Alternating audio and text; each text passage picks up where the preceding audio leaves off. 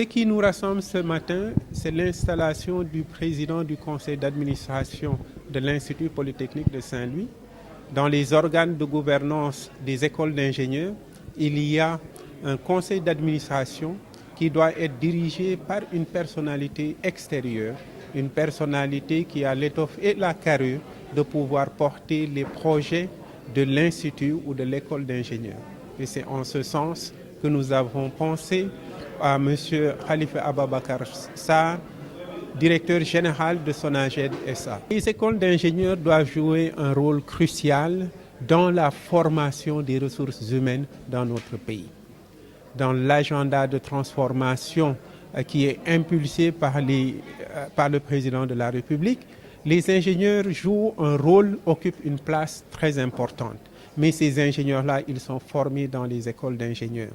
Dans ces écoles d'ingénieurs où peut-être parfois les moyens manquent, d'ailleurs très souvent, les écoles d'ingénieurs où l'infrastructure ou les infrastructures, l'environnement pédagogique fait par moment défaut, très souvent d'ailleurs, et c'est dans ce cadre-là que ces personnalités, le conseil d'administration, dirigé par des personnes extérieures, membres des ministères, du ministère de tutelle et des ministères dont les activités sont en relation étroite avec les formations que nous délivrons à l'Institut polytechnique de Saint-Louis. Déjà rendre hommage à nos plus hautes autorités, notamment nos collaborateurs de tous les jours, le président de la République, son premier ministre, mais également saluer et remercier le recteur de cette université qui a à sa tête également à son ministère de tutelle, le ministère de l'Enseignement supérieur, de la Recherche et de l'Innovation.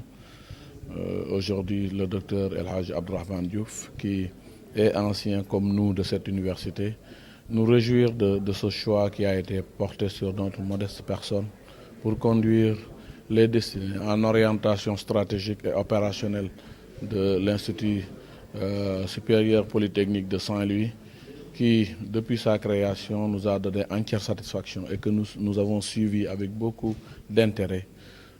Quand le professeur André Faye, accompagné des premiers étudiants de cet institut, sont venus nous en tenir de ce choix, qu'a bien voulu accepter M. le recteur sur arrêté. Nous avons accepté avec beaucoup d'humilité, mais aussi avec beaucoup de retenue, pour comprendre que l'attente est extrêmement énorme. Mais nous saurions remplir cela, comme on l'a dit tout à l'heure dans la salle, avec l'assistance et l'aide de tout le monde pour qu'on puisse co-construire des projets et accompagner cet institut à l'intérieur de l'Université Gaston Berger qui aujourd'hui fête ses 35 ans d'existence.